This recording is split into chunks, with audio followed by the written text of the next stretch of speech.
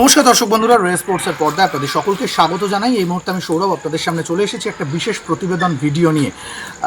কলকাতা ডার্বির আগে বড় সড়ো ধাক্কা ইস্টবেঙ্গল শিবিরে। গতকালই তারা যুব ভারতী ক্রীড়াঙ্গনে পাঞ্জাব এফসির বিরুদ্ধে গোল শূন্য ড্র করেছে এবং যার ফলে চ্যাম্পিয়নশিপের দৌড়ে ইতিমধ্যেই একটা ধাক্কা খেয়েছে লাল হলুদ ব্রিগেড।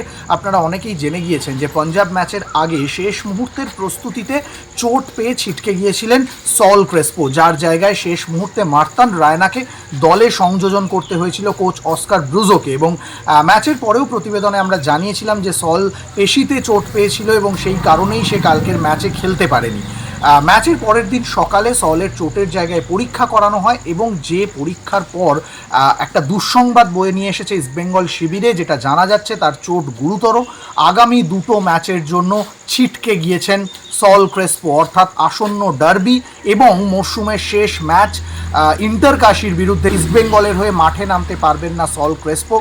ইতিমধ্যেই গত ম্যাচে পয়েন্ট নষ্ট করা ইস্টবেঙ্গল শিবিরের ওপর চাপ বেড়েছিল, তার ওপর সল ক্রেসপোর ছিটকে যাওয়া আরও বেশি করে চাপ বাড়াবে ইস্টবেঙ্গল শিবিরে। কারণ গতকাল ম্যাচেই দেখা গিয়েছিল সল ক্রেসপোর না থাকাটা কত বড় এফেক্ট হতে পারে দলের জন্য, এবং সেই কারণেই কিন্তু মাঝ মাঠে ক্রিয়েটিভ ফুটবল হচ্ছিল না, যে কারণে আক্রমণ তৈরি হয়নি।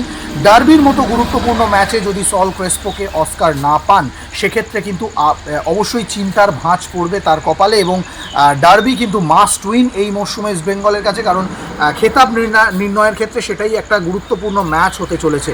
ফলে সল ক্রেসপোর ছিটকে যাওয়া ইস্টবেঙ্গলের জন্য বড় সড়ো দুঃসংবাদ। সৌরভ মুখার্জি, রে স্পোর্টস।